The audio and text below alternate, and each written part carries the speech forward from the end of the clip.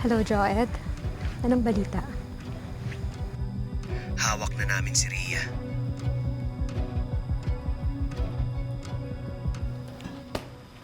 Rhea Angeles. Inaaresto niyo ba ako? Alam ko ang rights ko. Hindi. Nandito ka for questioning. Kaso tumakbo ka, kaya napilitan kami dakpin ka. Ba't kaya ganun na lang yung reaction mo nung nakita mo kami? Guilty ka? Wala akong ginagawang masama. Kung ganun, ba't mo kami tinakasan? Panik ako. Ang dami na nangyari eh. May mga death threats ako, kabi-kabila yung mga reklamo sa akin. Halos hindi na ako makauwi sa amin eh. Tapos, dumaan lang ako saglit dahil may sakit yung nanay ko, tapos bigla kayong sumulpot. Eh, paano kaya kung kayo yung nasa sitwasyon ko? Tama naman. Natumakbo siya. Panic. Pero alam mo ba na may mga bagay ka pa rin dapat ipaliwanag sa amin? Alam mo bang nawawala si Anton Rosales? Oo, nabalitaan ko. At ikaw ang huling taong nakausap niya bago siya mawala. Tama ba? Okay, hindi ko i-deny, pero wala akong kinalaman sa pagkawala niya. Anong pinag-usapan niyo, ha?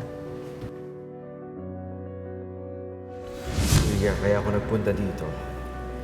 Dahil sinabi mo sa akin na magtutulungan tayo laban kay Brenda.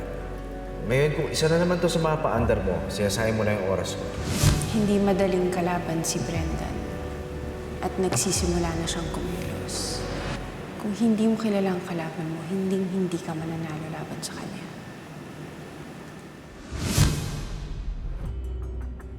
So, totoo ba na tinutulungan mo si Anton? O baka naman nakikipagsabuatan ka pa kay Brendan? Niloko ako ni Brendan. Hindi na kami nagkikita. Seryoso ako na gusto kong tulungan si Anton dahil mas matagal naman kaming naging magkaibigan sa Qatar kaysa kay Brendan eh.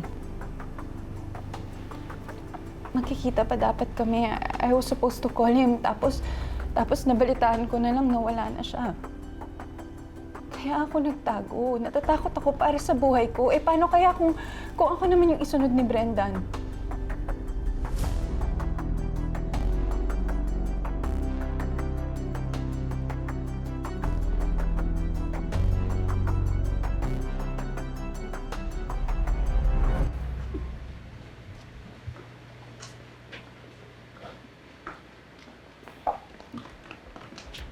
Rhea.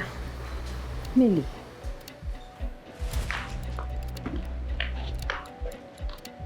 Walang yakang babae ka. Nasaan ang asawa ko?